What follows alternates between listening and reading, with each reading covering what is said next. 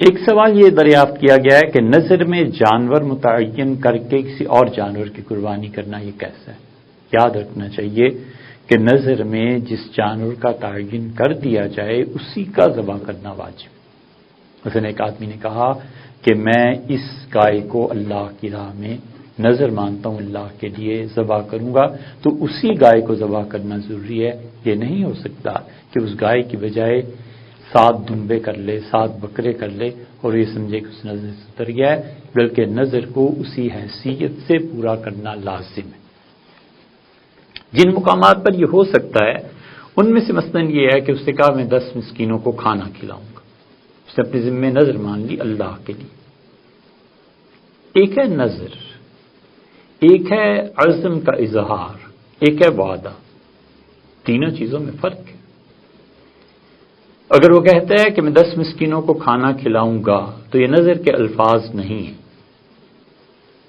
اس نے ایک بات کہی ہے، وہ پورا کر دے اچھی بات ہے، نہیں پورا کیا تو اس کے ذمے کچھ نہیں ہے۔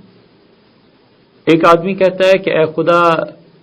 میں تیرے لیے 10 مسکینوں کو کھانا کھلاؤں گا، تو ایک طرح کا وعدہ ہو گیا، اس سے اسے پورا کرنا چاہیے۔ یہ ادب اور احترام کے خلاف ہے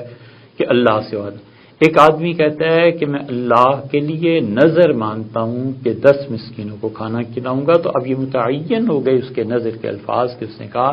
اللہ کے لیے یہ کرتا ہوں، تو اب نظر کے الفاظ سے متعین ہو گئے، تو اب اسے نظر پیش کرنا فرض اور واجب اور ضروری ہونے کے درجے میں آ گئے۔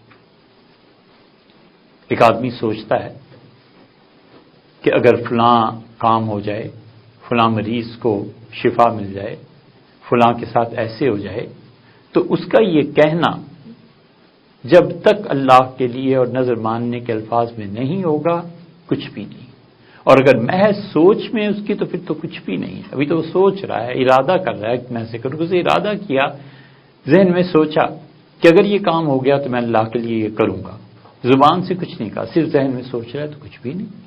نظر کے لیے ضروری ہے کہ وہ زبان سے اقرار کرے۔ اب اس نے اقرار کر دیا زبان سے اور کہا کہ میں 100 مسکینوں کو کھانا کھلاؤں گا، اللہ کے لیے نظر مانتا ہوں، اب اس پہ ضروری ہو گیا۔ اس صورت میں تبدیلی کی اجازت ہے کہ وہ 100 مریضوں کو جو کھانا کھلانا تھا، کھانا کھلانے کے بجائے کپڑے پہنا دے، کپڑا دے دے، ایک جوڑا مثلاً، یا ایک چادر، یا کوئی بھی جو اس مساوی قیمت کے برابر آ جائیں، یہاں اجازت ہے۔ لیکن یہ یاد رکھنا چاہیے کہ اگر کوئی آدمی اپنی نظر کو ایسے تبدیل کرے گا کہ اس نے کہا میں 100 مسکینوں کو کھانا کھلاؤں گا اور پھر وہ 100 کو کپڑے دینے پہ آمادہ ہو گیا، تو ان کپڑوں کی سلائی بھی اگر وہ چاہتا ہے تو سلائی کے لیے پیسے الگ سے دینے پڑیں گے، وہ ان کپڑوں میں ان کی قیمت میں نظر کے نام پہ کٹوتی نہیں کر سکتا۔ اصل 100 مسکینوں کو اس نے کھانا کھلانا تھا، معلوم ہوا کہ 1 لاکھ روپے کا خرچہ ہوا،